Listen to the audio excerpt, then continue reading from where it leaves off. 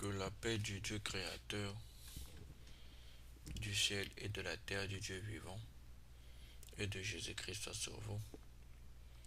C'est Lionel de la chaîne YouTube Fondement en Jésus-Christ pour être bâti sur le roc. Et le sujet que nous parlons aujourd'hui, c'est mieux discerner une prédication. Donc, le Père Céleste en Jésus-Christ puisse nous accorder de la compréhension et du discernement sur ce qui va être dit afin que ça nous apporte un plus dans la quête de son royaume au nom de Jésus-Christ. Amen.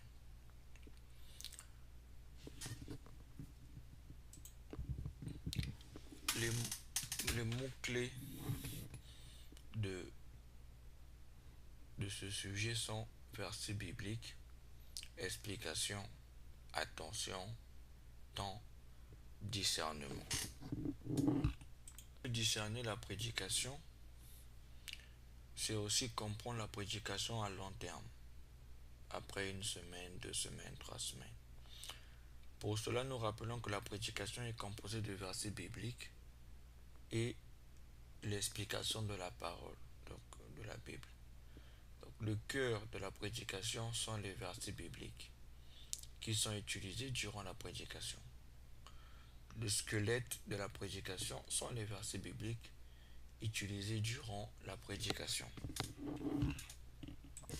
Pour le témoignage que je fais à mes débuts, quand j'écoutais une prédication, même d'1 heure, je recopiais tous les versets durant la prédication et j'allais lire les chapitres de ces versets. C'était pour éprouver l'esprit du prédicateur s'il était de Dieu ou pas.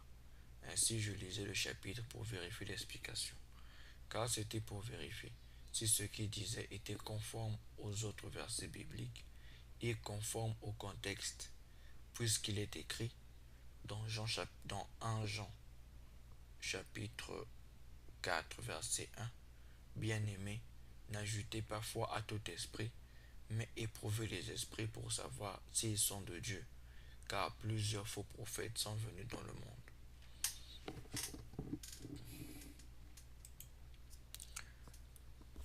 Il est vrai que les 10 premières fois semblera banal et sans sens. Seulement au bout de la 30e fois, on va avoir les fruits et on va commencer à sélectionner les prédicateurs. Cette méthode a pour avantage de développer un détecteur de mensonges sur les prédications. En d'autres termes, cette méthode a pour avantage de développer un vérificateur de vérifier sur ce que nous écoutons. Développer cette compétence fait partie du discernement. Les deux autres choses que l'on donne sont l'attention et du temps, supportés par ce que nous venons prendre, l'intérêt que nous venons chercher chez le Seigneur. Si l'on veut apprendre une chose, on donne de l'attention et du temps. Si l'on veut comprendre une chose, c'est de l'attention et du temps qui sont effectivement donnés.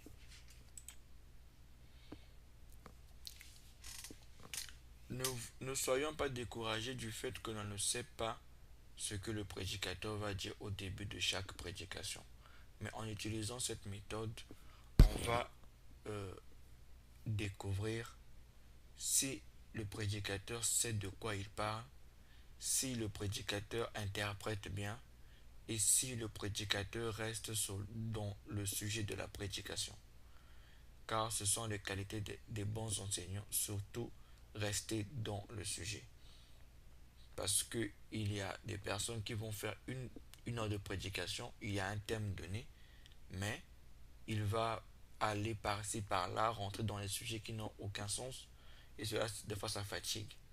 Donc, nous voulons avoir des personnes qui vont sur le sujet, qui vont directement dans la thématique proposée, afin que nous puissions avoir des connaissances dessus.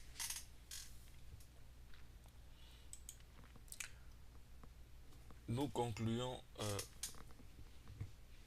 ce partage avec le livre de Actes des Apôtres, chapitre 17, versets 10 à 11. Aussitôt, les frères firent partir de nuit Paul et Silas pour Bérée. Lorsqu'ils furent arrivés, ils entrèrent dans la synagogue des Juifs. Ces Juifs avaient des sentiments plus nobles que ceux de Thessalonique. Ils reçurent la parole avec beaucoup d'empressement et ils examinaient chaque jour les Écritures pour voir si ce qu'on leur disait était exact. Vous voyez que là, ça résume bien ce que nous disons. Une personne peut avoir la bonne volonté de pouvoir recevoir la parole, euh, la Bible, les enseignements de Jésus-Christ, mais et il devrait, n'est-ce pas, vérifier les Écritures pour voir si ce qu'on enseignait était exact par rapport à ce qui a été dit. Si nous avons alors bien suivi ce qui a été dit, je pense qu'à la fin de cet audio, chacun de nous prendra sa Bible et lira tout le chapitre de Actes des Apôtres, chapitre 17, pour voir si le verset que j'ai présenté est dans le contexte dans lequel je l'ai présenté. À Jésus-Christ la gloire, l'honneur, la puissance pour des siècles des siècles. Amen.